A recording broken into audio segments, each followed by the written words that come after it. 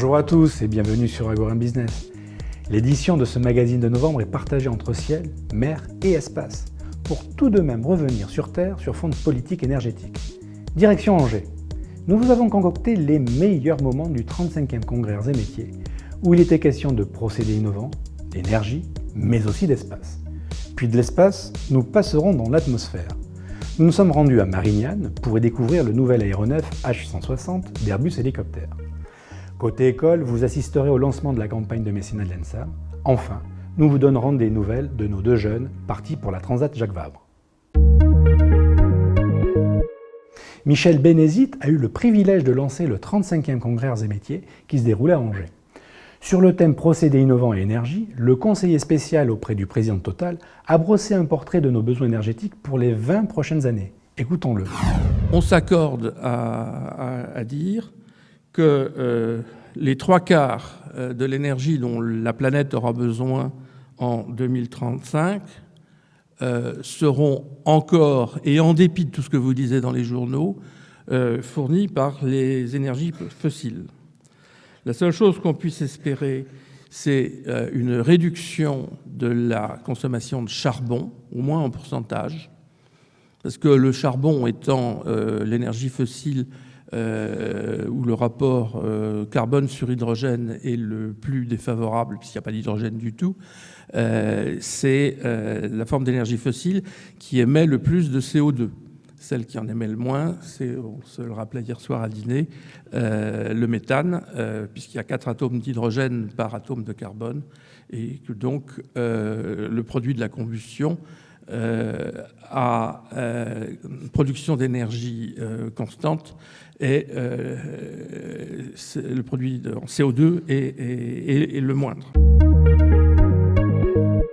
Si pendant toute la journée du congrès d'Angers, les interventions n'ont pas manqué de débats et d'analyses, vous pouvez d'ailleurs les retrouver toutes sur ce site, nous avons eu le plaisir d'écouter un des rares Français à être parti dans l'espace.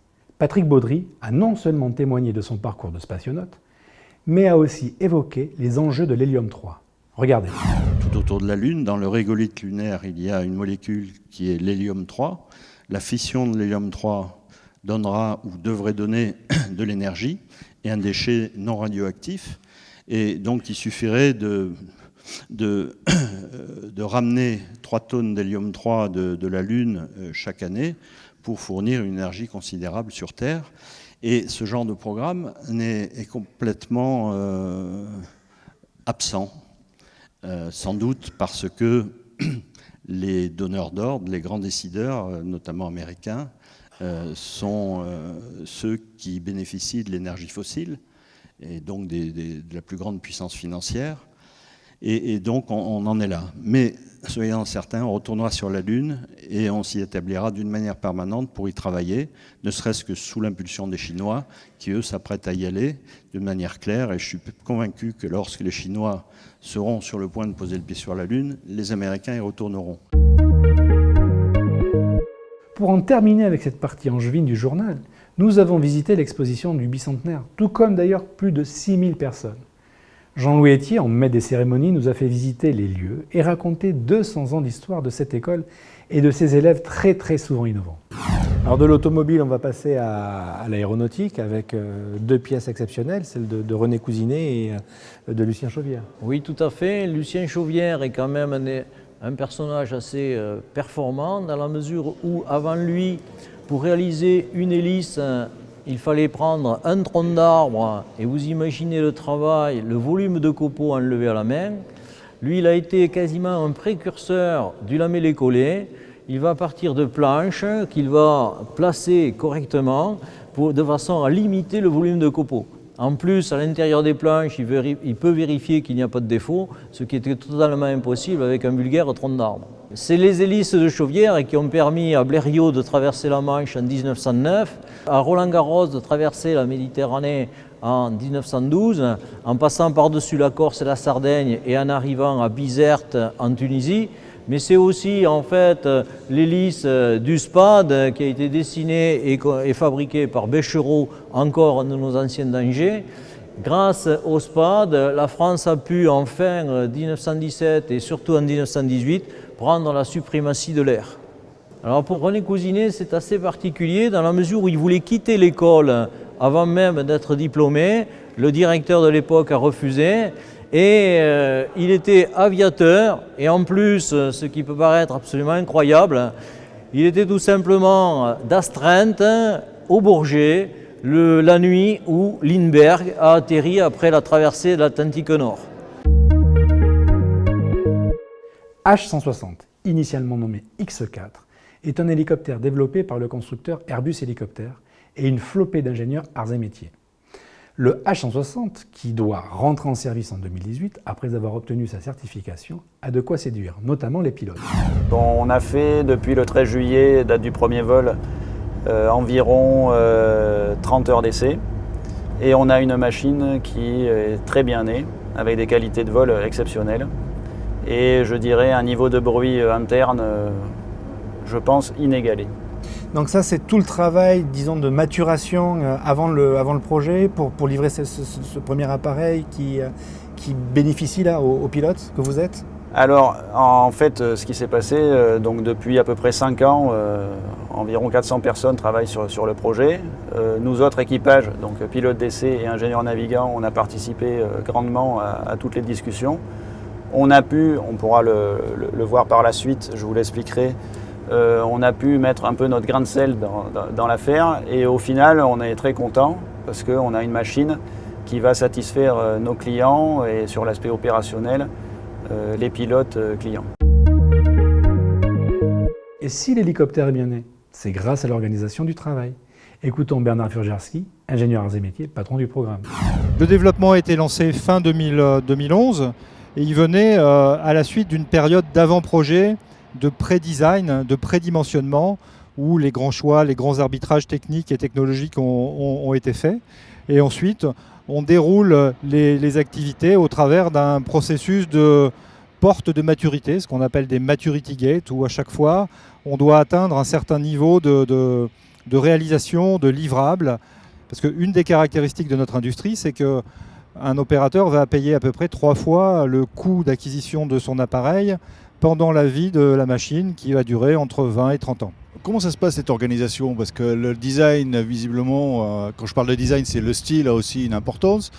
Comment vous mettez tout ça en musique? Tout le monde travaille en parallèle? En fait, on est organisé en équipes intégrées, ce qu'on appelle des équipes multimétiers, sur un plateau. Donc la très grande majorité, en tout cas c'était le cas au début du projet, des gens qui travaillent sur le projet, sur le H160, sont physiquement regroupés dans un même endroit et on a découpé donc notre projet en un certain nombre de sujets. Donc il y a les gens qui s'occupent de la structure, ceux qui s'occupent du moteur, des installations mécaniques, de systèmes de génération électrique, etc.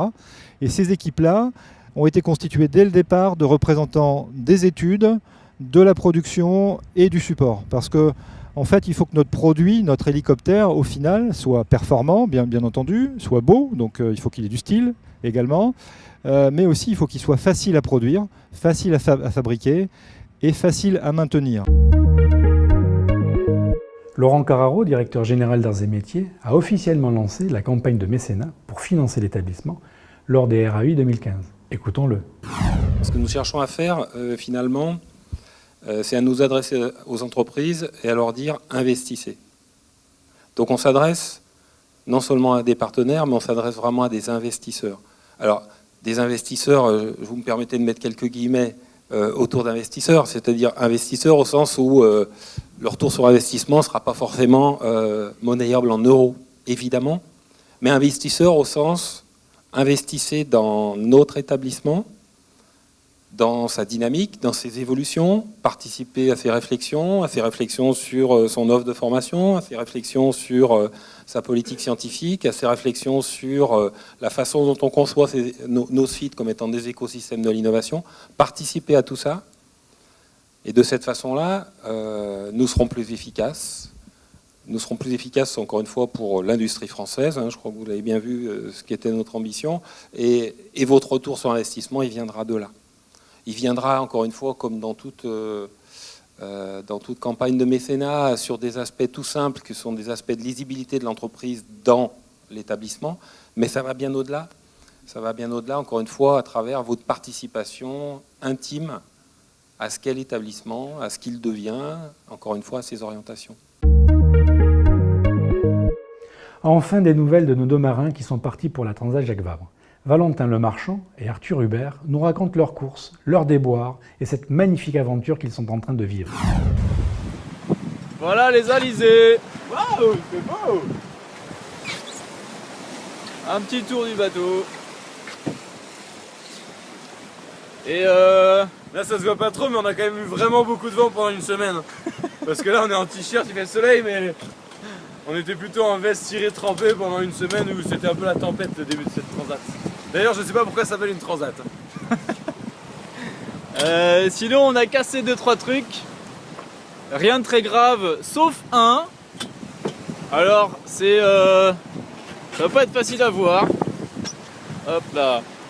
En fait, c'est en tête de mât, enfin non, tout en haut de la GV. Il y a le rail du chariot de la grand voile qui s'est arraché du mât. Et donc on est bloqué avec 2 ris, ce qui est un peu embêtant et on peut pas trop toucher à la grand voile. Donc on va être obligé de s'arrêter à Madère. Et ça tombe très bien parce que Arthur et moi on n'est jamais allé à Madère. Donc on va voir à quoi ça ressemble. C'est quasiment sur la route. Et en plus ça tombe bien sur notre route. Comme vous voyez derrière nous, on s'en va. Après une escale express de 12h15. D'ailleurs on remercie beaucoup tous ceux qui s'occupaient de l'équipe logistique, magnifique. Et Virbac Paprec aussi, qui nous ont aidés, c'est sympa. Et voilà, on s'en va et maintenant on attaque. C'est parti, rendez-vous au Brésil. Ciao! Et c'est ainsi que s'achève notre édition. Encore un grand merci pour vos mots de soutien, à très bientôt.